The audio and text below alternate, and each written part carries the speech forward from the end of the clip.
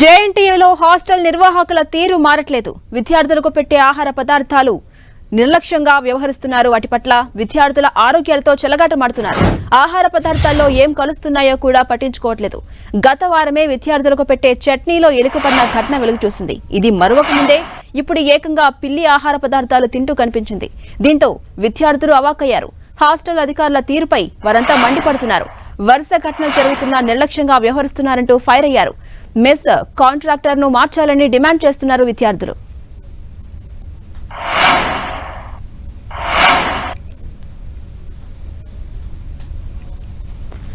జేఎన్టీలో hostel నిర్వాహకుల తీరు మాత్రం మారట్లేదు. విద్యార్థులకు పెట్టే ఆహార పదార్థాల పట్ల పూర్తిగా నిర్లక్ష్యంగా వ్యవహరిస్తున్నారు. దానికి సంబంధించి విజువల్స్ ను కూడా మనం 10 టీవీ స్క్రీన్ మీద అబ్జర్వ్ చేయొచ్చు.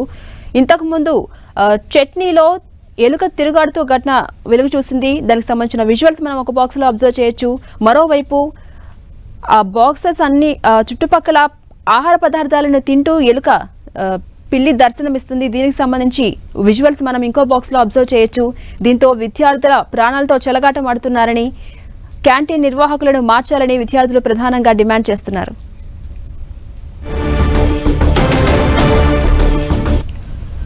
ఇదే అంశంపై మరింత సమాచారం మా ప్రతినిధి అజయ్ అందిస్తారు. అజయ్, ఎలుక ఘటన మరొక ముందే ఇప్పుడు పిల్లి ప్రత్యేకమైన ఘటన అయితే జేఎన్టీయూహెచ్ లో కలకలం రేపుతున్నటువంటి పరిస్థితి అయితే కనబడుతుంది. జేఎన్టీయూలో రెగ్యులర్ గా ఇలాంటి ఘటనలు జరుగుతున్నప్పటికీ కూడా వాళ్ళ హాస్టల్ నిర్వాహకుల తీరు మాత్రం ఏమాత్రం మారడం లేదు. ఈ రోజు చూసుకున్నట్లయితే ఏదైతే జేఎన్టీయూ హైదరాబాద్ హాస్టల్లో విద్యార్థులకు పెట్టే ఆహారాన్ని పిల్లి తింటున్న ఒక వీడియో బయటికి రావడం మరొకసారి చర్చనీయాంశంగా మారినటువంటి పరిస్థితి కనబడుతుంది. ఇటీవల చల్ల సాంబార్ లో ఎలుక ఈత కొట్టిన ఘటన మరొక ముందు అది రాష్ట్ర వ్యాప్తంగా కూడా పెద్ద ఎత్తున వైరల్ అయింది. అయినప్పటికీ కూడా నా హాస్టల్ నిర్వాహకుల తీరు, జేఎన్టీయూలో ఉన్నటువంటి హాస్టల్ నిర్వాహకుల తీరు ఏమాత్రం కూడా మారని పరిస్థితి కనబడుతుంది. ఈ రోజు పిల్లి ప్రత్యక్షం అవడంతో విద్యార్థులు కొంత ఆందోళన చెందుతున్నటువంటి పరిస్థితి కనబడుతుంది.